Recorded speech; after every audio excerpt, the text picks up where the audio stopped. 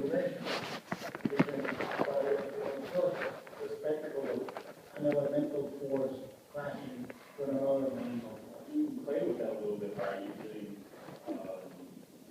that symbol of Godzilla with Japanese newscast or something, but no. But the opening is very much me watching the world of the mountains as a kid, with the sea and the fish bowl and all that. That shout of the bridge is right out of the way. It could be, and the waves, what we did, technically, we developed the simulation of the waves at IMN. I said to them, we was constantly saying, give me a Hokusai wave. So it's really dramatic and it's almost operatic, and it's beautiful. We use the ocean in a very musical way in those fights. But the beauty about the kaiju is you can actually lose yourself into the spectacle without any moral problem, because you're watching forces of nature plan. One of the things I did, is I said I want all the streets vacated, because I don't want the triangulation between the fireball and the people below. I want, once you're off, you're with the monster, the kind of the Jaeger of the violence, I'd say. And that I love that, because that's almost a very cheap thing that happens in every movie like that. There are people running out of the way falling into great ignorance. But you're always you either have to worry about them or pay them off or give them a one-liner, you know, which I didn't want to do at all. I wanted to, in those fights, to bring the humor by reminding you of the scale, like the news cradle, you know, or the seagull at the end of the pier, or the old tanker and the car alarms, you know, stuff like that. But what I was saying is the other influence that is almost non-visible is the Thunderbirds. The whole thing not visible now. Well, I'll declare it. And the launching of the Jaegers is as coruscated on the road. I think Gary Anderson's launch. And the Thunderbirds would never just climb on the ship. You need to climb through the cockpit, come down, go to the radio, assemble to the ship turn, you go clack, clack, clack, clack, clack, then the right way go up, and then finally, after half an hour, they took off. By that time, whatever emergency was going on, 911 should never adopt a team. Right? They'll be right there as soon as the cockpit assembles to the ship, they'll put track and they march. It would cost a lot of money to that. Well, wait, but the other thing on the Gary Anderson thing was all those models. We use models, physical models in this movie, because I want old-fashioned. You also want that sense of perspective by having a physical object in the frame instead of just building the CGI out afterwards. I mean, if you can't ever see it 3D, it's a huge change. And you can see it as the biggest, most obscenely big screen. It's a huge change. Capturing that question, imagine that. The thing with the kaiju is then you can lose yourself in the spectacle, because there is you're not having the moral choice of enjoying a gun battle in the middle of a crowded street when you think there could be a real life counterpart. No kaiju is going to watch this movie and go, I'm going to destroy that shopping mall. I like that already. They worry about corrupting the kaiju when they watch them. I copy that. That's so sweet of you to do with the now for that. No, that's what allows them, as a kid, I find that kaiju movies were almost the revenge of us being kids in a world that was outside worlds. It was the fantasy of being able to control the world. And you give... There's also that feeling Japan had after World War II of being basically the underdog, of being underfoot. I mean, you can really you can extrapolate that as being very much the post-World War II sensibility, and this is how these animators responded to it. And it would be almost unleashing the id or a huge fantasy of destruction. So that they can personify things, monsters of that scale. Then you're talking about absolutes. You're talking about mythical absolutes.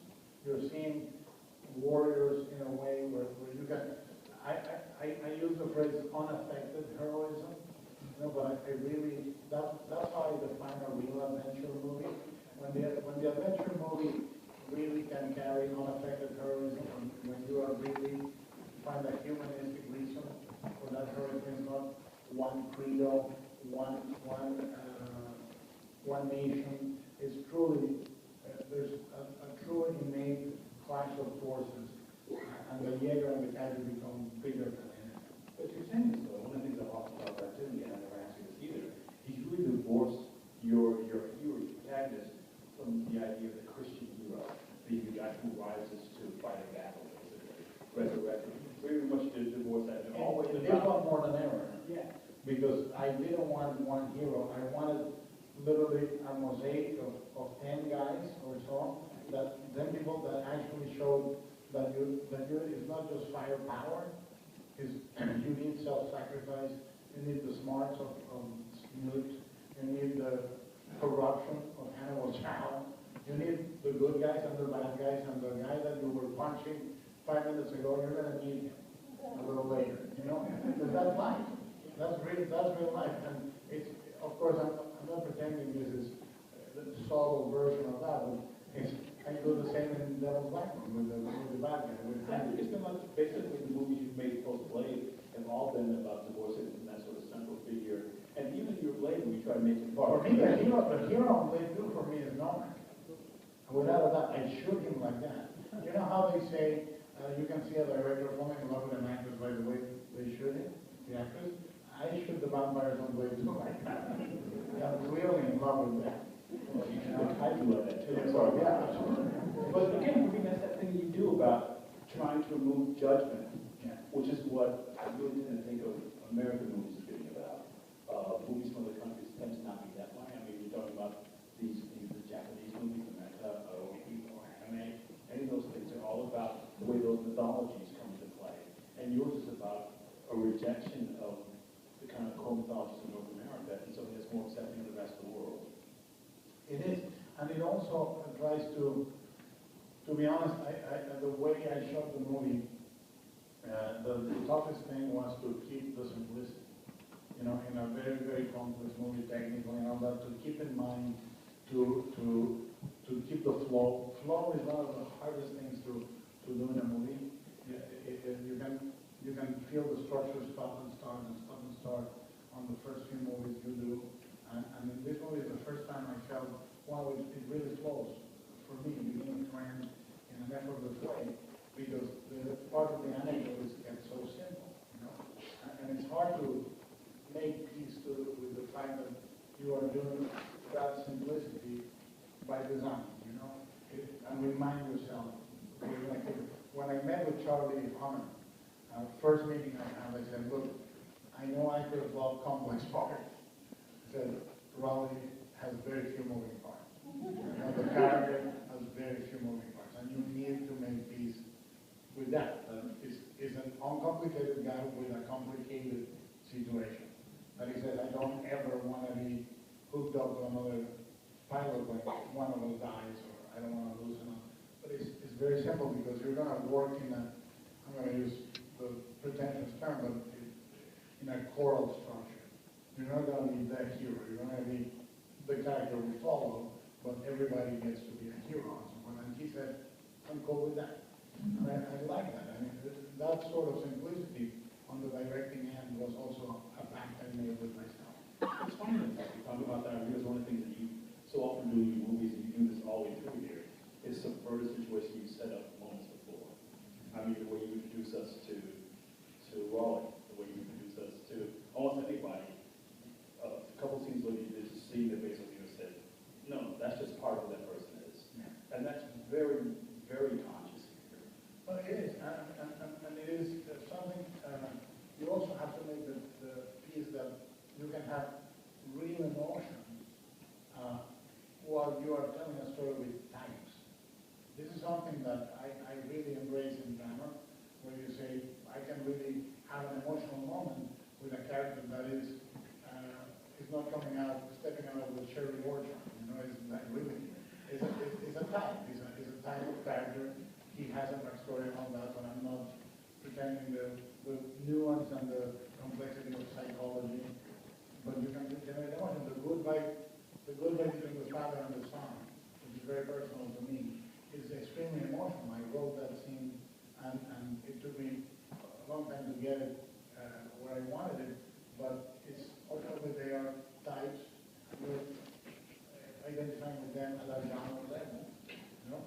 So once we're talking about the Japanese here, let's talk about the title. It was a very suggestive and somewhat vague title.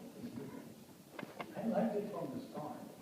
I knew all the jokes that would come to that time. Yeah. I knew we would give the porn industry a winner. I was going to say, I can only imagine what's going to be the APN Awards next year. Somebody will get nominated. But I knew all that, but there was, I just thought, yeah, that's it. When I tried Project Alpha, or, Project Codename Jaeger, there was a real simplicity to that. I thought, yeah, that's what it, because it spoke of collectiveness. For me, it was not just, it was the whole Pacific Rim. A Peruvian robot called Puma Real. It was the Russian port that needed to be guarded in Alaska. It was all of that, In fact, I thought about the title when you showed Manila Day Attack. Yeah. I mean, I said, oh, I see now. But it's such an evocative, and also for this, particularly this state in the 90s, there's such a kind of fear of the idea of being conquered by the Pacific. Yeah. Well, and the other thing that I love, when we were doing the Bible for the movie, we created about 300 or 400 pages of this and that is hinted in there, what would happen, such as most of the commerce of the world would happen through the Pacific Ocean. Food would become the coin. You would be working on a ration situation. Beachfront property would be worthless. Malibu would be a deserted colony. If a kaiju falls, it is hard. Everybody has seen the YouTube video of the whale being blown out. Imagine trying to get rid of a kaiju once it falls. I thought, well, the logic would be after it decomposes and it goes to the kaiju blue stage, that land is for anyone that want to claim it, but you need to build around the bones, and they become the bones loans. And we generated a lot of those ideas that are there in passing, black market. Yeah, the whole entire like. There was a great line that I took out from Ron. I said, but the brain cannot be used for recreational or medicinal purpose. Somebody is smoking a kaiju bone bio. Well, so you brought that up. Talk about your relationship with Ron. What do you think since the very beginning? I love Ron as a fan because he worked with me on Cross, and I truly, he's one of my best friends in life. I admire him as an actor. I love him as just a brother. And if he ever kills anyone, I will bring the shovel. I don't know if you know, but we're recording this. It's fine. I can do it. I really think we have the song at the end of the movie is his daughter, Blake. She composed and sang the song. And so the Mexican godfather, Blake, I saw his kids grow up. He became a true friend because in Kronos, we ran out of money in the middle of the shoot. And his lawyer, his agents, everybody was saying, come back to LA, these guys are swindlers. And I was very naive. I went to his friend and I said, I give you my word of honor. We will pay you every cent. It means a lot in the movie business, so I'm glad you did. Especially going for a first-time Mexican director in a vampire movie. And he stayed, and I paid him every last cent. But I also corresponded, for example, by not making Albert for 8 years until we did it with him. I had big conversations. A huge producer said to me, love the screenplay, love the project, but not Ron. He's not Hellboy. That's my only condition. I said, that's not my movie. So we're not going to do it. Thank you very much. And I walked away because he is that close. And I love having him. I know exactly he's a ham, and he can ham it up like John.